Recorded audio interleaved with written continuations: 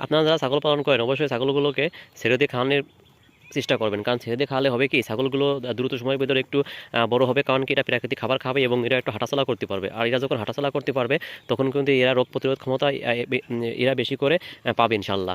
আর ছাগলগুলোকে ছেড়ে দিয়ে খাওয়ানোর কিন্তু অনেক উপকার আছে। দেখেন এই ছাগলটা যখন খাচ্ছে সবগুলো খাবার কিন্তু খাচ্ছে না, ওদের যে খাবারটাই শুধু প্রয়োজন ওরা কিন্তু সেই খাবারটাই শুধু খাচ্ছে। উদ্যোক্তা ভাই বোনেরা, আপনারা যারা ছাগল পালন করবেন বা ছাগল খামার করতে আসবেন, তার আপনার অবশ্যই ভেবেচিন্তে খাদ্য খাবারের যে দাম বর্তমান সময়ে সেটা চিন্তা করে ছাগলগুলোকে অবশ্যই ছেড়ে দিয়ে খাওয়ানোর চিন্তা করবেন। যখন আপনি ছাগলকে ছেড়ে দিয়ে খাওয়ানোর চিন্তা করবেন তাহলে কিন্তু আপনি লাভবান হতে পারবেন। আর যদি আপনি ছাগলকে যদি শুধু কিনা খাবার খাওয়ান তাহলে কিন্তু আপনি লাভবান হতে পারবেন না। দেখেন আমি কিন্তু প্রত্যেক দিন কিন্তু আমার ছাগলগুলোকে আমি এইভাবে প্রতিদিন বিকালে আমি কিন্তু একবেলা ছাগলগুলোকে যার ফলে আমার ছাগল কিন্তু আপনার আল্লাহর রহমতে দ্রুত সময়ের ভিতরে কিন্তু বৃদ্ধি পাইছে এবং ছাগলগুলো কিন্তু আল্লাহ দিলে আপনাদের দোয়াই তাড়াতাড়ি কিন্তু বড় হচ্ছে। আর আমার কিন্তু খাদ্য খরচের টাকায় কিন্তু অনেক টাকায় কম হয়। আপনারা যারা ছাগল পালন করেন উদ্যোক্তা ভাই বোনেরা, আপনারা চেষ্টা করবেন ছাগলগুলোকে একটু ছেড়ে দিয়ে খাওয়াইতে। যদি ছাগলগুলোকে আপনারা ছেড়ে দিয়ে না খাওয়াতে পারেন তাহলে কিন্তু আপনাদের বিপদ, কারণ এই বিপদের শেষ নেই। কারণ আপনারা শুধু কিনা খাবারের উপর ডিপেন্ড করলে কিন্তু ছাগলগুলো কিন্তু হবে না। কিনা খাবারের চেয়ে এইভাবে প্রাকৃতিক খাবার কিন্তু ছাগলের কিন্তু পুষ্টিগুণ বা বেশি এবং অনেকটাই আপনার উপকার।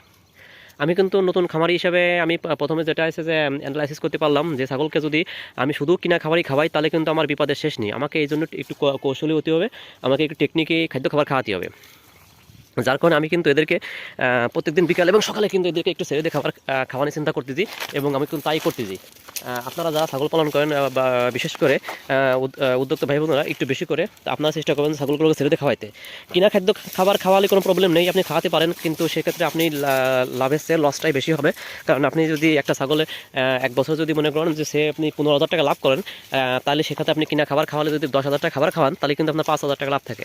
আর যদি আপনি একটা ছাগল যদি এক বছরে 15,000 টাকা লাভ থাকে, আপনার যদি 5,000 কিনা খাবার থাকে তাও কিন্তু আপনার 10,000 টাকা লাভ।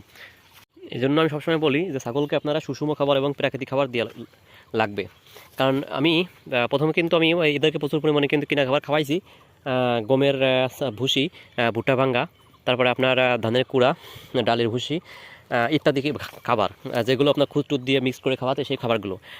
কিন্তু সেগুলো আমি খাওয়াই বুঝলাম যে আমার ছাগলের যে কয় টাকা লাভ হবে তাতে লসটাই কিন্তু বেশি হয়ে যাবে। কারণ আমি যদি এত কিনা খাবার খাওয়াই তাহলে তো বাঁচবো না। যেহেতু আমার গ্রামের বাড়ি, আমার বাড়ির পাশে এরকম সুন্দর একটা বাথান আছে যেখানে ছাগল টাগল চড়ানো যায়, গরু টরু চড়ানো যায়। সেখানে যদি আমি ছাগলগুলো প্রত্যেক দিন 1 থেকে 1.5 ঘন্টা কিছু শুধু ছেড়ে দিয়ে খাওয়াতে পারি তাহলে আমার এদের যে খাদ্য ঘাটতি থাকবে সারাদিনের ভিতর সব কিছু ইনশাল্লাহ মিট হয়ে যাবে। এটা কিন্তু আমি শুধুমাত্র খাওয়াচ্ছি, শুধু খাদ্য খরচ কমবে সেটা না, আমার এর খাওয়ানোর একটা উপকারিতা হলো যে এদের পুষ্টি গুণাগুণ যদি আপনি খালি কিনা খাবারই খাওয়ান, ওর যে পুষ্টি গুণাগুণ তার থেকে কিন্তু ছেড়ে দিয়ে খাওয়ালে 1000 গুণ বেশি আপনার পুষ্টি গুণাগুণ থাকবে আপনার খাবারে। এই জন্য যারা আপনার ছাগলগুলো পালন করতে চাচ্ছেন, আমি কিন্তু অনেকের সাথেই যোগাযোগ করছি। আমার কিন্তু ছোটো ফার্ম, আমার কিন্তু কয়েকদিন ধরে এই ইউটিউবে ভিডিও ছাড়ি, তারপরেও কিন্তু অনেকেই আমার সাথে যোগাযোগ করছেন, আমার ফোন দিয়েছেন বা অনেকে কমেন্ট করছেন ভাই ছাগলকে কীভাবে ফ্রি খাবার বলতে আপনার অল্প টাকায় কীভাবে খাবার খাওয়াবেন। আমি কিন্তু তাদের উদ্দেশ্যে আজকে কিন্তু ভিডিওটা করতেছি, কারণ আপনার অনেকেই ফোন দেন, অনেকেই যোগাযোগ করেন যে ভাই কীভাবে কী করবো, কারণ তো আমি তো নতুন খামারই, আমার তো খাদ্য খাবার কিনে খাওয়ানো খুব কঠিন। অনেক কাছে বেকার আপনার অল্প টাকায় যদি খামার শুরু করেন তাহলে তাদের জন্য আরও বেশি প্রবলেম। এই জন্য আপনারা কী করবেন, এরকম আপনার বাড়ির পাশে যদি কোনো মাঠ থাকে বা নদীর পাড় থাকে বা কোথাও যদি কোনো বাথান থাকে, ছাগল সেখানে একটু ছেড়ে দিয়ে খাওয়াবেন।